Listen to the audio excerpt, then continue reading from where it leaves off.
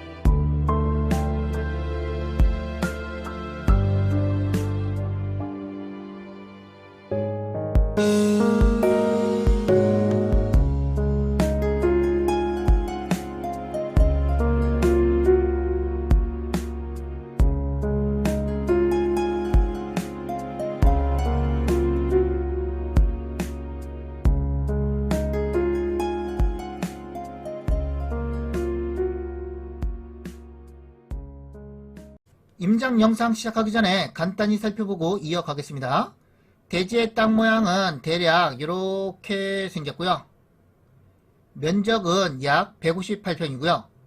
도로 부지 약 45평도 이렇게 있습니다. 토지의 전체 면적은 약 203평이고요. 주택의 1층의 면적은 약 31평이고요. 2층의 면적은 약 29평입니다.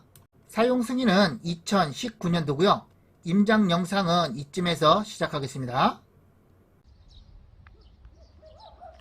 도로의 폭은 3m 정도 돼 보이고요.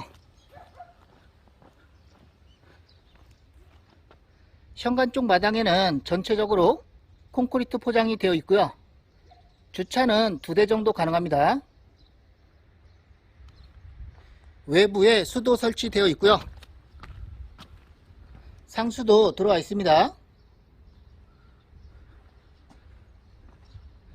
여기가 현관이고요.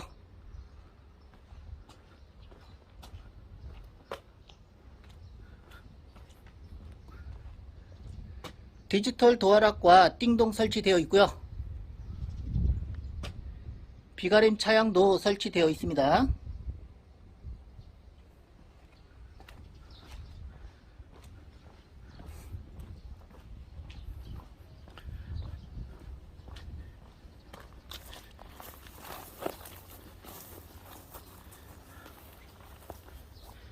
옆쪽 모습은 이렇고요. 2층에는 창이 많이 나 있고요.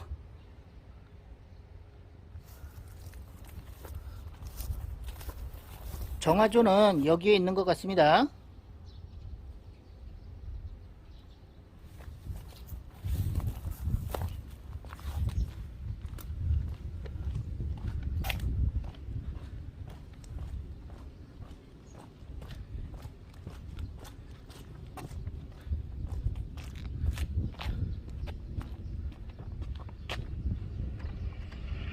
건물은 멀쩡해 보이고요. 위에 땅과 고저차는 1.5m 정도 나고요.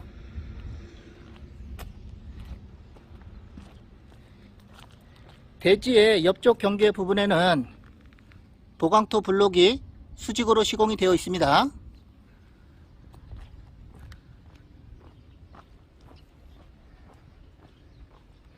LPG 벌크통이 보이고요. 앞쪽에는 목재 데크가 널찍하게 시공이 되어 있고요. 위로는 비가림 차양도 설치되어 있습니다.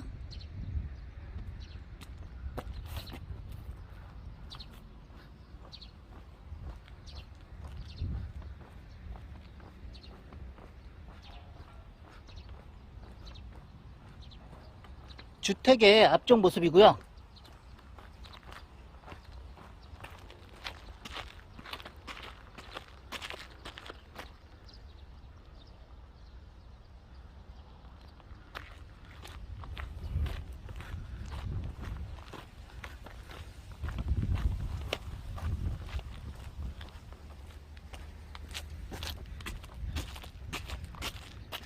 대지의 앞쪽 경계 부분에는 조경석으로 석축이 시공이 되어 있고요. 도로보다는 대지가 2m 정도 높게 위치하고 있습니다.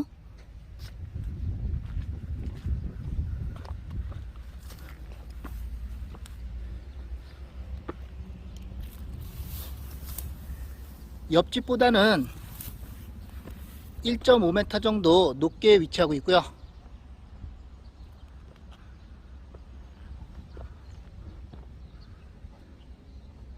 마당에는 잔디와 자풀이 무성하고요. 텃밭 공간도 있습니다.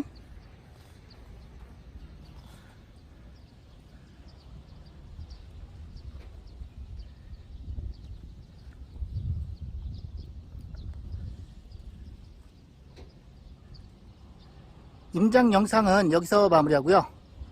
부족한 부분은 경매지 설명 참고하시면 되겠습니다. 사건 번호는 2021 타경 105,209번이고요. 물건 번호 2번입니다. 한 사건에 두 개의 물건이 있는데요. 그 중에 물건 번호 2번이고요. 관할 법원은 천안지원, 매각일은 2022년 7월 13일이고요.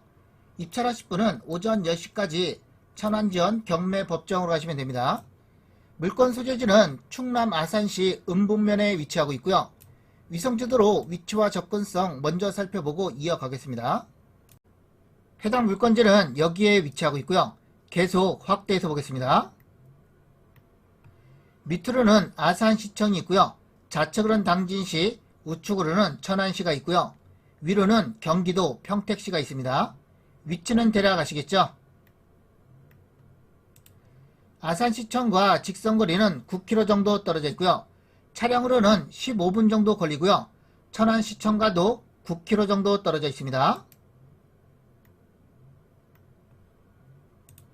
면사무소와 직선거리는 2km 정도 떨어져 있고요. 차량으로는 5분 이내 접근이 가능하고요.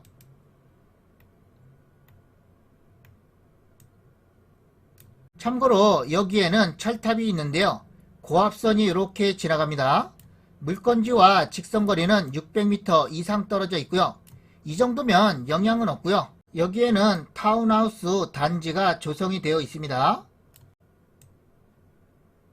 그리고 여기에는 축사로 보이는 건물이 있는데요. 직선거리로 250m 정도 떨어져 있고요. 물건지에서 보이지는 않습니다.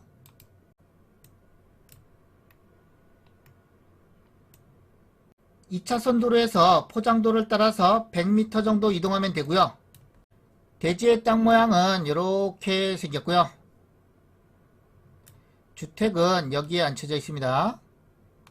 지금 바라보는 방향, 이쪽 방향이 북쪽이고요.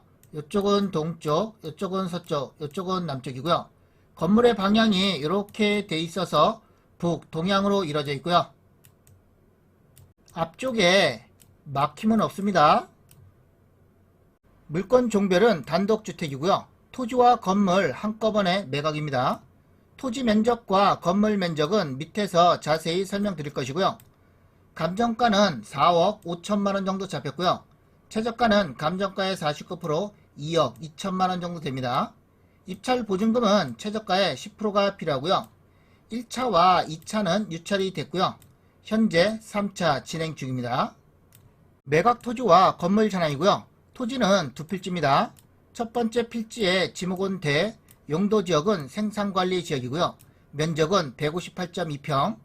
두 번째 필지의 지목은 도로고요. 용도지역은 같고요. 면적은 44.7평. 토지의 전체 면적은 202.9평이고요. 토지의 전체 감정가는 2억원 정도 잡혔습니다. 지적도상 땅 모양은 이렇게 생겼고요. 약 158평 대지와 약 45평 도로고요. 위성지도 모습은 이렇고요. 주택은 여기에 앉혀져 있습니다. 도로 45평은 이렇게고요. 건물은 일반 목구조 기타 지붕으로 되어 있는 단독주택이고요. 1층의 면적은 31.2평, 2층의 면적은 28.7평이고요. 건축물 대장상의 공부상 연면적은 59.9평이고요. 건물의 전체 감정가는 2억 4천만원 정도 잡혔고요. 사용 승인은 2019년도입니다. 감정평가서의 건물의 구조를 보면 일반 목구조 기타 지붕으로 되어 있는 2층 건물이고요. 사용 승인은 2019년도입니다. 외벽은 드라이피트 등 마감, 내벽은 벽지 및 일부 타일 마감 등 마감, 창호는 샤시 창호라고 되어 있고요. 건물의 1층과 2층의 계양도고요. 1층에는 방 하나와 드레스룸, 욕실 2개, 주방, 거실, 식당, 다용도실 등이 있고요. 2층에는 침실 2개와 욕실 하나, 가족실, 서재 및 집무실 등이 있습니다. 다음은 권리 분석이고요. 건물 등기부와 토지 등기부의 권리 관계가 이렇게 나와 있습니다. 여기가 최선순위 설정일자, 말소가 되는 기준 권리를 가리키고 있고요. 최선순위 설정일자를 포함해서 밑으로 된 등기는 전부 다 말소된다고 보시면 되겠고요. 토지도 같습니다. 등기부상 인수되는 권리는 없고요. 임차인 권리 분석이고요. 조사된 임차 내역 없다고 되어 있습니다. 전입세대 열람도 해봤는데요. 전입자는 소유자가 세대주로 되어 있고요. 하자없는 안전한 물건입니다. 여기서 인도 명령과 명도 대상자는 전입이 되어 있는 소유자죠. 그렇지만 인도 명령은 현재 거주하고 있는 사람, 점유하고 있는 사람 상대로 결정을 받아야 되고요. 낙찰 받으신 분께서는 현장에 방문하셔서 누가 점유하고 있는지 꼭 확인하셔서 점유하고 있는 사람 상대로 인도 명령을 신청해야 되고요. 만약 현장에 방문했는데 소유자가 점유하지 않고 예를 들어 이분이 점유하고 있다고 하면 점유하고 있는 사람의 이름만 알면 되고요. 주민번호는 몰라도 됩니다. 이름만 알면 인도 명령 신청은 가능하고요. 그런데 실점유하고 있는 사람의 이름을 알 수 없는 게 대부분이고요. 알려주지도 않죠. 이름을 알 수 있는 방법은 여러 가지가 있고요. 지금 말씀드리면 너무 복잡하기 때문에 나중에 기회가 되면 그때 말씀을 드리고요. 그렇다고 해서 어려울 건 없고요. 일단 소유자 상대로 인도 명령 결정을 받아서 강제 집행을 하게 되면 집행관이 누가 점유하고 있는지 확인을 하죠. 소유자가 점유하지 않고 이분이 점유하고 있다고 하면 명도 집행은 불능이 되고요. 집행불능조서가 있는데요. 집행불능조서에 소유자가 점유하지 않고 이분이 점유하고 있기 때문에 집행이 불능됐다는 내용이 이렇게 적혀져 있고요. 그러면 집행불능조서를 발급받아서 점유자 상대로 인도명령 신청하면 인용이 되고요. 이후 점유자 상대로 명도 집행하면 된다는 것 참고하시면 되겠습니다. 이해되시죠? 이해 안 되시는 분은 댓글 달아주시면 댓글 달아드리겠습니다. 오늘도 땅지통 멤버십에 가입해주신 회원님 감사드리겠습니다. 이문희님 땅이웃에 가입해주셨고요. 감사드리겠습니다. 그제 가입해주신 회원님도 또 감사드리고요. 여러분의 후원금은 영상 제작과 좋은 일에 사용하도록 하겠고요. 그리고 멤버십 회원님만을 위한 특별 전용 이벤트를 진행하고 있고요. 회원 전용 동영상 이 영상을 보시면 어떤 이벤트인지 알 수가 있습니다. 커뮤니티에도 공지를 해놨으니까요. 참고하시면 되겠고요. 다음 영상도 최선을 다하겠습니다.